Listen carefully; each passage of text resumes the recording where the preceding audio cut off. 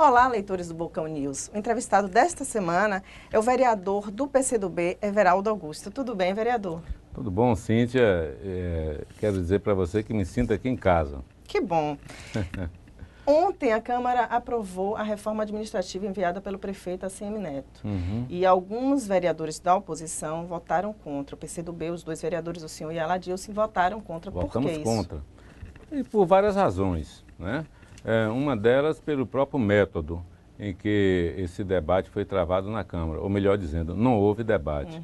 Como tem acontecido com os projetos do prefeito na Câmara de Vereadores, eles chegam de manhã e entram na pauta para votar à tarde. Como eles têm uma maioria, né, para garantir a votação do projeto dessa natureza, terminam consumando esse fato. E achamos que com isso quem perde é a cidade. Nesse caso, mais uma vez, foi assim. Nós votamos contra porque não tivemos oportunidade de debater. E seria ótimo se a gente pudesse debater esse projeto, porque o projeto de reforma administrativa do prefeito mostra de maneira clara de que a administração nesses 2 anos foi uma administração que deixou muitos vazios, muitas lacunas. Em algumas áreas podemos dizer que foi até um certo fracasso, porque quando ele montou uma supersecretaria para dar de presente para o deputado, hoje deputado José Carlos Aleluia, mostrou que não funciona. Né, que não funcionou. O senhor está falando especificamente da CEMUT, que agora nessa reforma ela é desmembrada, ficou a Secretaria de Mobilidade Urbana e outra de Urbanismo. Justamente, que não dava certo colocar urbanismo e mobilidade urbana e sob o comando de uma pessoa que não tinha essa experiência toda, nem como urbanista, nem como especialista de mobilidade urbana e muito menos de gestão. E assim como também em outras áreas a gente pode evidenciar esse certo fracasso da administração. O que a gente torce é que dê certo. Nós não nos furtamos a fazer o processo de votação, afinal de contas, ele, o ACM Neto, é o prefeito, ele que sabe que governo que ele quer para a cidade. Agora ficou muitas lacunas. Hoje mesmo eu estava discutindo com idosos, por exemplo, e nessa nova reformulação administrativa da prefeitura não tem um espaço institucional para discutir as questões relacionadas aos idosos. O esporte também deveria ter um espaço próprio, né, para implementar as políticas públicas de esporte, e não tem. O esporte está no desenvolvimento social, no combate à pobreza. Que ficou estranhíssimo, né? Essa montagem que ele fez. Nessa aí, especificamente, ficou uma coisa de maluco. Muita pobreza para o esporte, né? Então, por essas e por outras, nós votamos contra e estamos convictos que fizemos a coisa certa. Agora a gente espera que dê certo, para que a cidade ganhe com isso. Agora, recentemente, o senhor deu uma declaração falando sobre o secretário que vai sair da Fazenda, Mauro Ricardo, entra Paulo Souto, já foi anunciado, e o senhor falando que já vai tarde. Né? Ele vai ser secretário, se não me engano, em Curitiba, né? Não deixou saudade. Por que essa birra com o Mauro Ricardo?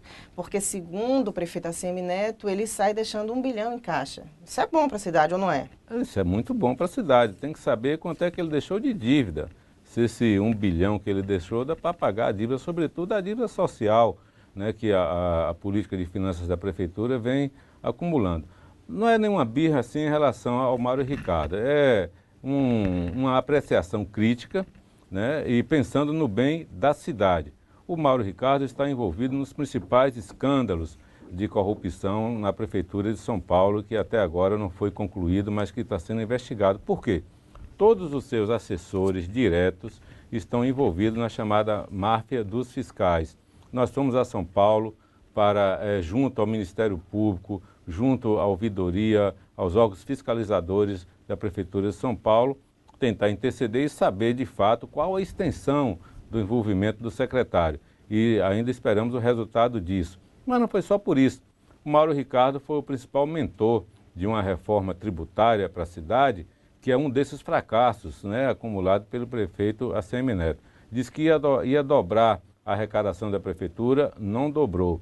Que ia aliviar a carga tributária, não aliviou, pelo contrário, acentuou mais ainda a carga tributária. Tanto que é assim que muitas das maldades dessa reforma tributária do Mauro Ricardo, o prefeito agora vem retirando através de outros projetos que estão sendo enviados à Câmara. Ontem mesmo votamos um. A flexibilização do IPTU. A flexibilização do IPTU.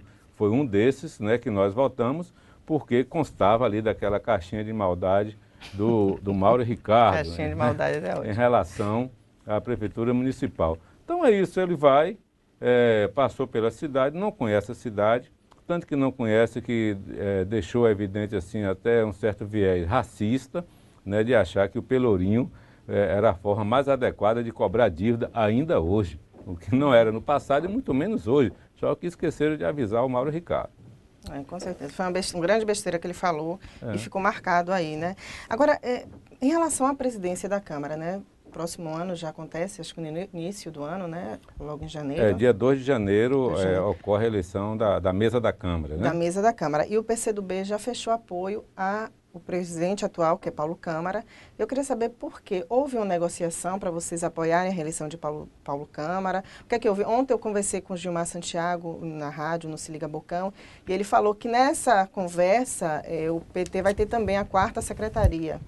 Tem a primeira já com Arnaldo Lessa, que deve permanecer. Correto. Mas ganha também a 4ª secretaria. Eu quero saber se o PCdoB negociou o quê para apoiar Paulo Câmara? Olha, ao longo aí desses 2 anos, o que nós priorizamos no PCdoB, no ambiente da oposição, foi fortalecer o campo da oposição. Fortalecer para quando chegar agora, nesse período eleitoral, a gente tivesse condições de ter uma candidatura unificada, né, do bloco de oposição e conseguisse atrair mais vereadores da base do prefeito para um projeto mais avançado do ponto de vista de gestão e mais avançado também do ponto de vista político. O que é mais avançado do ponto de vista político?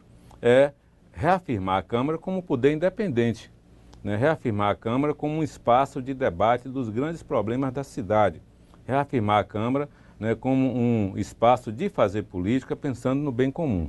Então, isso que a gente imaginava. Só que ao longo desse tempo, isso não se consumou. Nós tivemos problemas na manutenção desse campo de oposição, contraditoriamente, porque nós começamos com 11 vereadores, pulamos para 12, chegamos hoje a 14. Então é um número expressivo, né, de uma oposição na Câmara de Vereadores. Só que nós não chegamos unificados.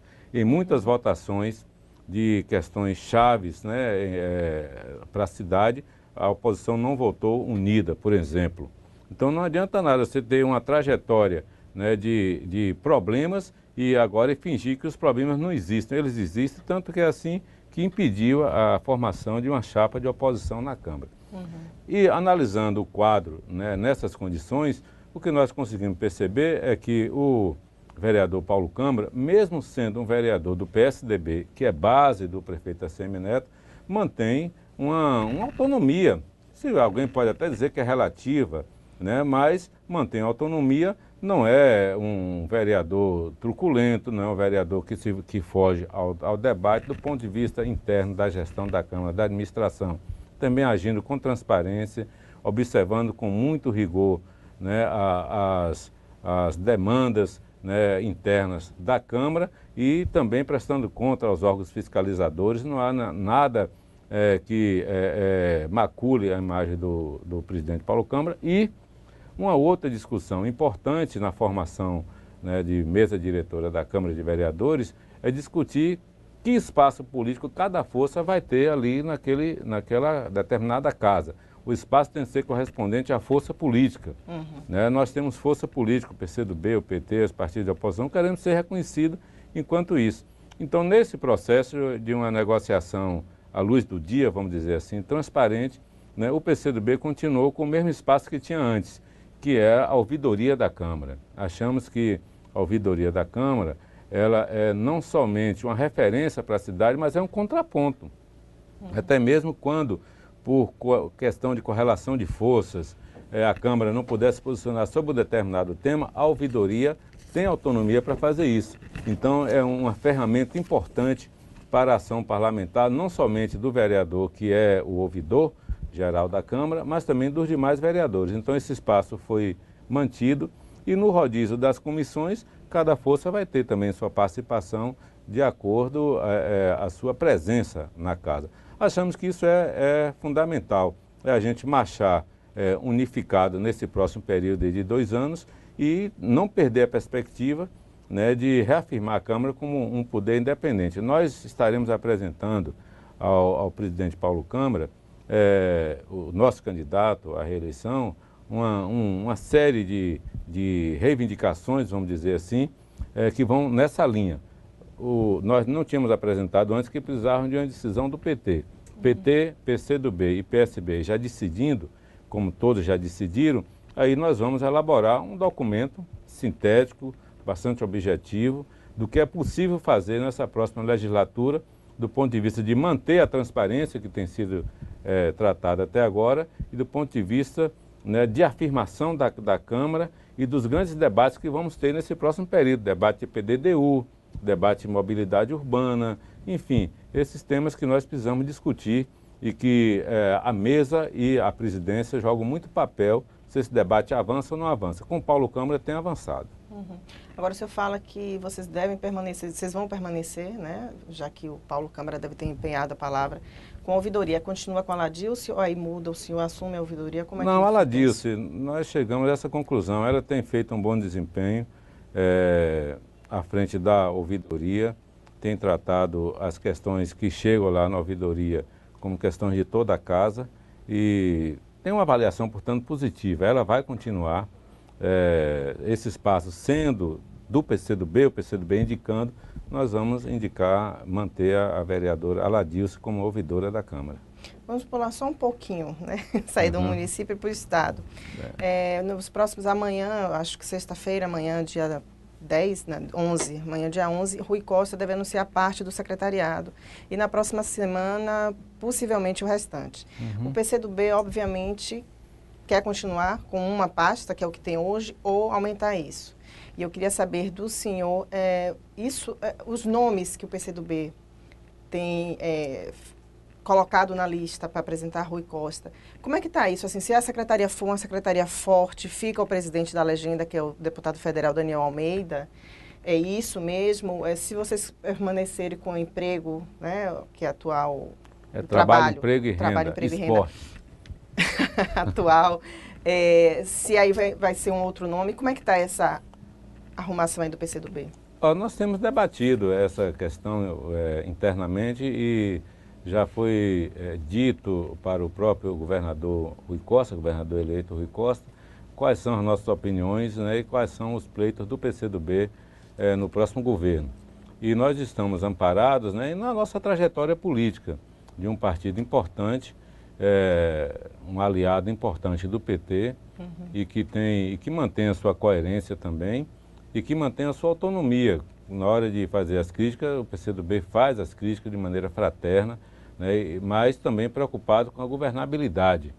Na Assembleia... O que é uma crítica fraterna? Me pedi perdão, eu tenho que O que é uma crítica fraterna? Uma crítica fraterna, assim, numa discussão de governo, de montagem de governo, como é uma crítica fraterna? Uma vereador? Crítica fraterna na própria condução do governo em si, vamos dizer assim, certo?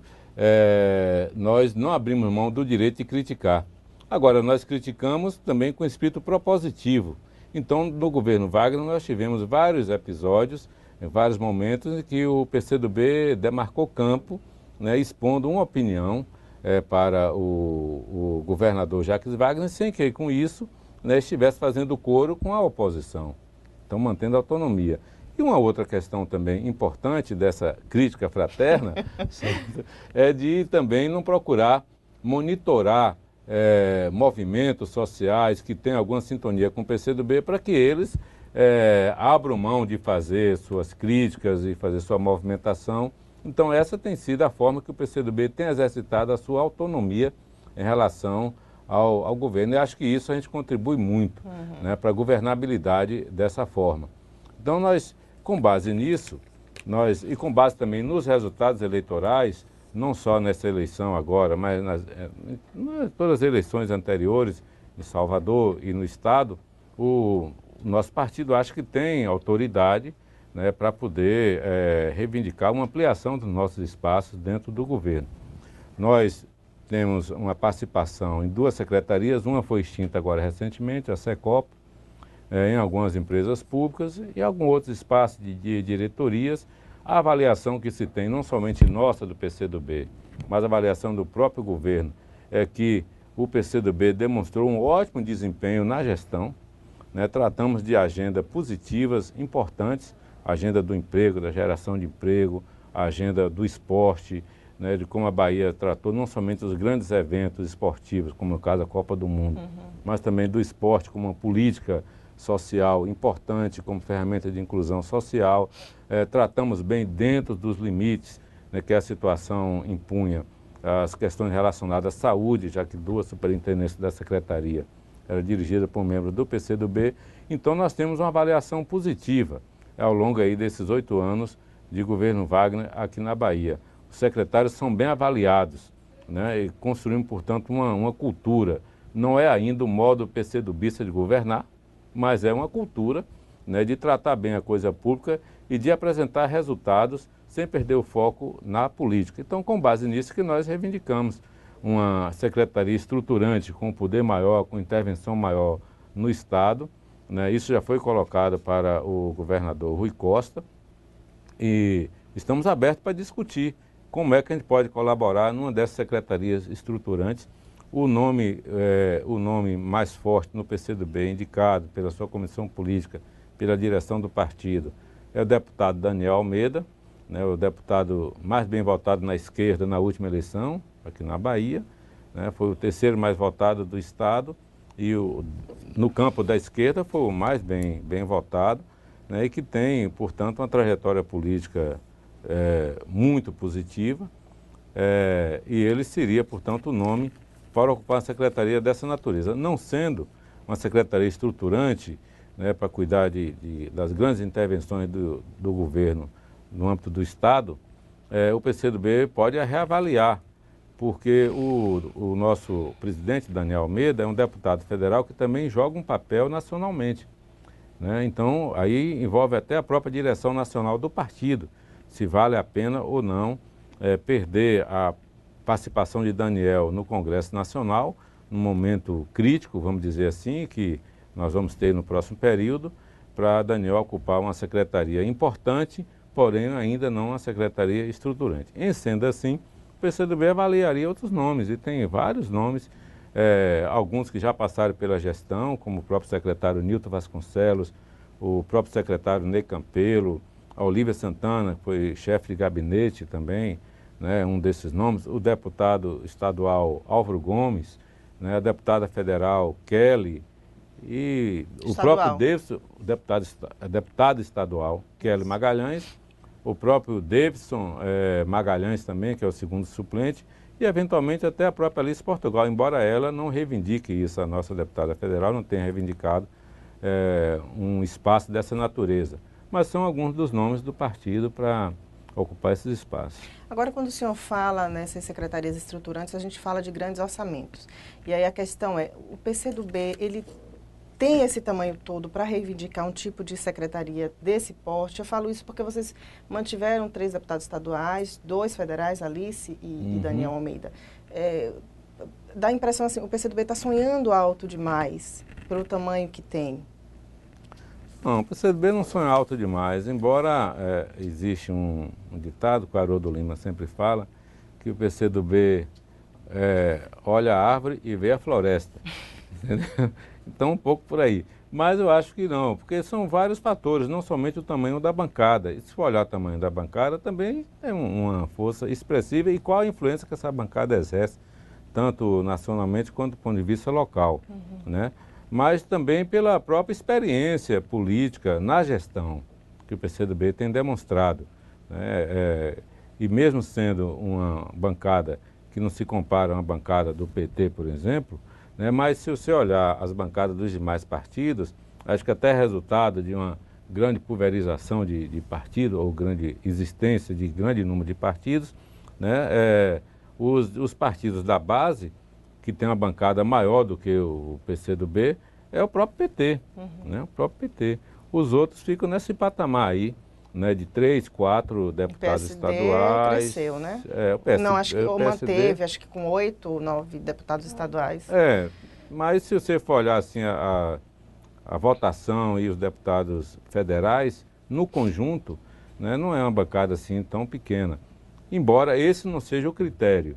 Quando o PCdoB reivindica ter um espaço maior, não é somente com base nesse critério, é com base também no que a gente pode contribuir, né, com o sucesso do governo. Ok. Bom, se com relação ao governo do Estado, o PCdoB faz críticas fraternas, o mesmo a gente não pode falar ao prefeito ACM. E eu tenho aqui um dado que o senhor questiona a destinação das multas de trânsito, né? Porque elas deveriam ser revertidas no próprio trânsito e parece que isso não está acontecendo. E o senhor também coloca em xeque uma empresa, a Trafite, é isso? Isso, também. Por quê? O que é que está acontecendo, vereador? Nós, inclusive, fizemos um requerimento ao secretário, até então secretário Mauro Ricardo, para que ele fosse à Câmara de Vereadores para explicar qual a destinação das verbas arrecadadas com as multas no município. Porque essa destinação ela é determinada pelo Código de Trânsito Brasileiro. Ela é para ser reinvestida em ações para melhorar o trânsito, e nos mais diversos aspectos, né? Sinalização, educação para o trânsito, enfim, as vias públicas e assim por diante. E é uma caixa preta. Ninguém sabe onde é que esse dinheiro está sendo gasto. Não existe essa transparência, vamos dizer assim. E nós queremos saber, porque eventualmente pode ser que o dinheiro arrecadado da multa, e não é pouco dinheiro, né?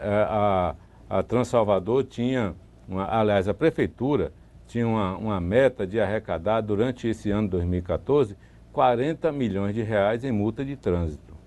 Em outubro, já tinha atingido 47 milhões de reais em multa de trânsito. Ou seja, em outubro já tinha ultrapassado a meta em 7 milhões.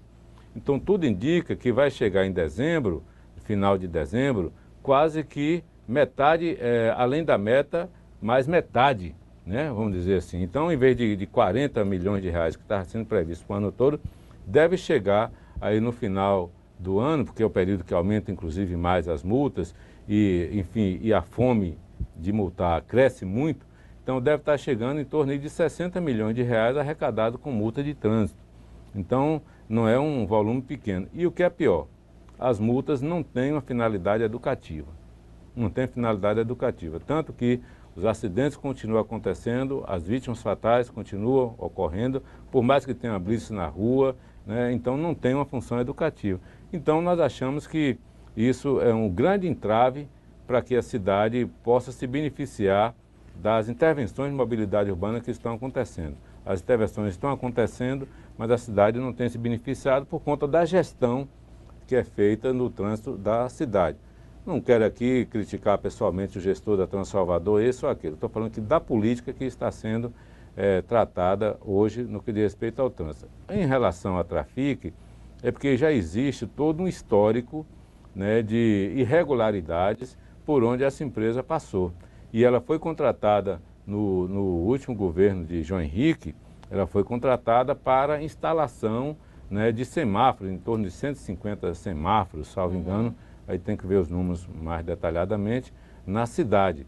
Né, e foi contratado por um valor de 1 milhão e pouco, 1 milhão e meio de reais para fazer esse serviço. Quando é agora, a Prefeitura faz um novo contrato com a Trafic, custando 10 vezes mais do que custou o primeiro contrato, para instalar os mesmos semáforos. Então, alguma coisa está errada. Ou na primeira vez, ou então na segunda. Então, nós estamos querendo também investigar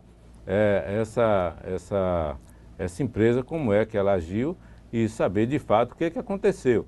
A Transalvador diz, através dos seus prepostos, que o segundo contrato é para manutenção.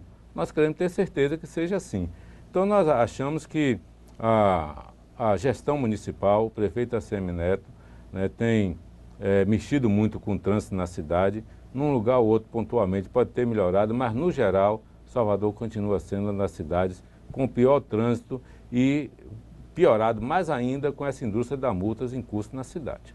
Agora, o senhor falou que enviou um requerimento para Mauro Ricardo para ele poder explicar sobre essas multas. Houve alguma resposta? Até agora não houve nenhuma resposta. É isso que eu fico intrigada, porque tem um poder legislativo que está aí para fiscalizar, né? E através desses requerimentos que vocês enviam aos órgãos para que eles possam explicar. E acaba vocês não tendo resposta, então fica parecendo que o legislativo é para enfeitar.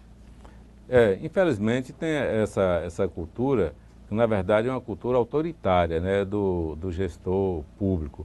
Porque ele tem que dar satisfação da sua condução enquanto gestor público a todos, em qualquer lugar, né? A opinião pública, na internet, enfim, num fórum qualquer, ele está ali, quando ele vai para aquele lugar, ele está obrigado a agir dessa forma. E quando a solicitação de informação dessa prestação de conta vem de um órgão legislativo como a Câmara Municipal, aí que ele deveria atender mais ainda, com mais presteza ainda, o que não tem feito. E nós lamentamos que isso ocorra, né? A gente espera que tem poucos dias para ele ir embora, acredito que, assim como já houve um outro requerimento também, né? Porque os requerimentos eles são votados na Câmara. O vereador apresenta, eles são votados. E aí ele pode até vir antes do requerimento ser votado. Como da vez anterior, que era para explicar justamente o envolvimento dele na máfia dos fiscais em São Paulo, ele não foi, dessa vez continuou não indo. Espero que no Paraná ele sendo chamado compareça algum dia. Nossa. O senhor também, acho que ontem, na sessão de ontem, falou sobre o projeto Sudesb no verão de Salvador, que pode não acontecer porque estão sendo cobradas taxas altas, né? Explique para a gente que taxas são essas.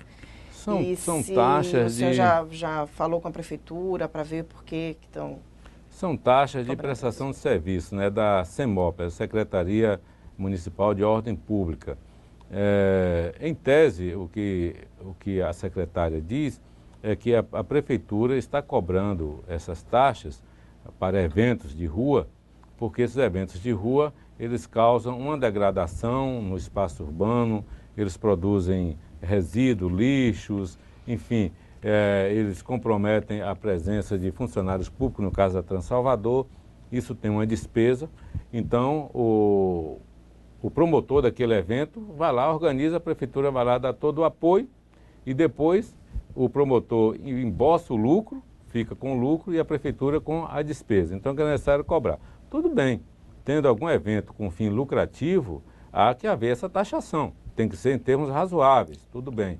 Mas no caso, a minha reclamação, são eventos sem finalidade lucrativa, eventos esportivos que não se cobra ingresso, que presta inclusive um serviço para a população, como é esse o caso do Sudesb no verão de Salvador, que a Sudesb monta, né, uma academia ao ar livre, vamos dizer assim, né, com profissionais capacitados para incentivar a chamada cultura esportiva no meio da população. E são vários esportes que são praticados, jogos, divertimentos, durante todo o verão, há 5 anos que é assim. E não causa nenhum custo adicional à prefeitura. Esse que está aí não vai nem exigir fechamento de rua, porque, aliás, já não exigia antes, que é ali na Praça do Clube Português, e a prefeitura está cobrando R$22 mil para instalar um toldo naquele determinado local. Salgado, né? Mesmo. Está cobrando R$9 mil, aí no caso a Sucom, R$9 mil para a instalação de um serviço de som, né? Porque tem as músicas, né, para fazer aquelas aeróbicas, aquela situação toda de academia, todo mundo sabe como é que é feito. Então, para instalar um serviço de som, para projetar aquelas músicas ali, R$9 mil. Então, são taxas assim nessa bitola e outras menores. Na Ribeira, ocorrem 7 regatas durante o ano. Essas regatas ocorrem e há uma necessidade de fechar a rua para o trânsito, modificar o tráfego durante um dia de domingo, e a prefeitura até então fazia isso de graça, porque o evento também não tem fim lucrativo, o remo é um esporte amador, ninguém ganha dinheiro com o remo, né? E a prefeitura está cobrando taxas, como os clubes não têm o recurso, aí a Transalvador não vai orientar o trânsito e fica um dia todo com crianças, jovens, pessoas idosas disputando o espaço, e não são poucas pessoas, muitas pessoas durante o dia todo. Então, nós vamos dar entrada num projeto de lei para alterar essa legislação, né, que a prefeitura está usando, e chamar a prefeitura para um certo senso de responsabilidade. Porque também tem uma coisa, pode contar aí, quem está nos ouvindo aí, pode olhar.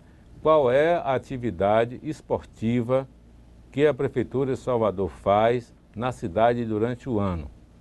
Eu vou antecipar para vocês, não faz nenhuma. Faz muito show, muito axé, enfim, aí faz realmente. Mas a atividade de esporte não faz.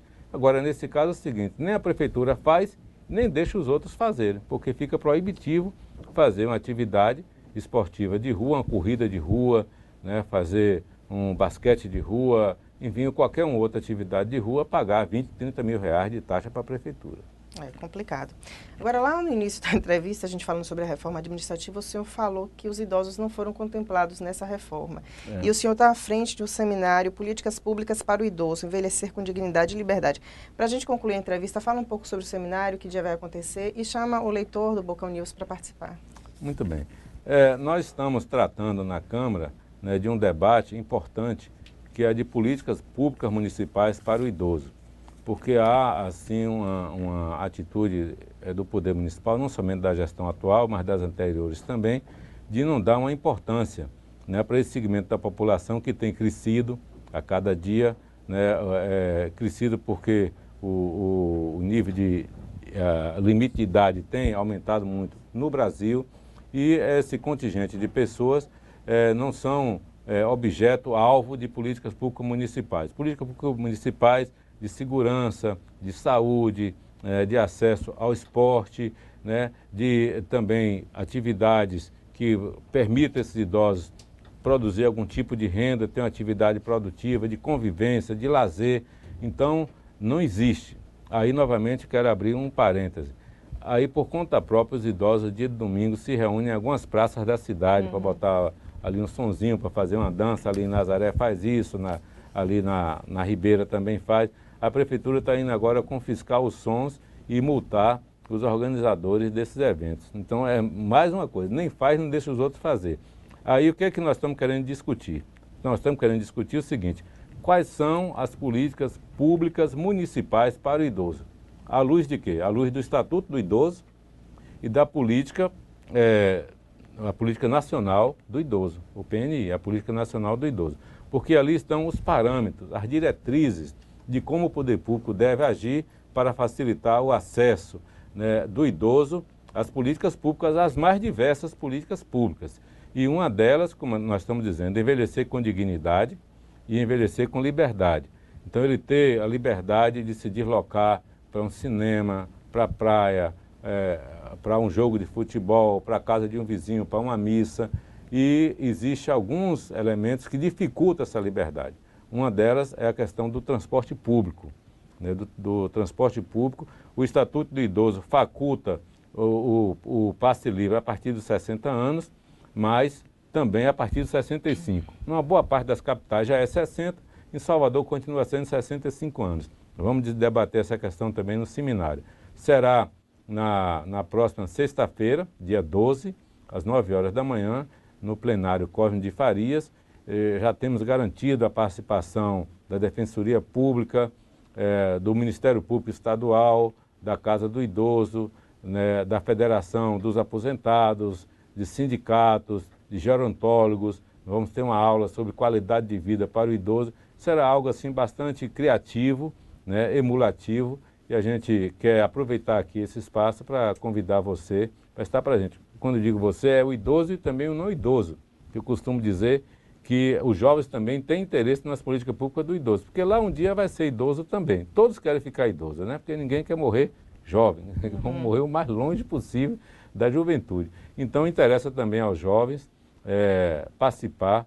E nesse evento, Cíntia, nós vamos lançar também, uma coisa importante, uma petição pública na internet para que todos possam assinar essa petição endereçada ao prefeito, solicitando que o prefeito, inclusive, se antecipe à Câmara de Vereadores e apresente um projeto de lei ou um decreto-lei instituindo o passe livre do idoso a partir dos 60 anos.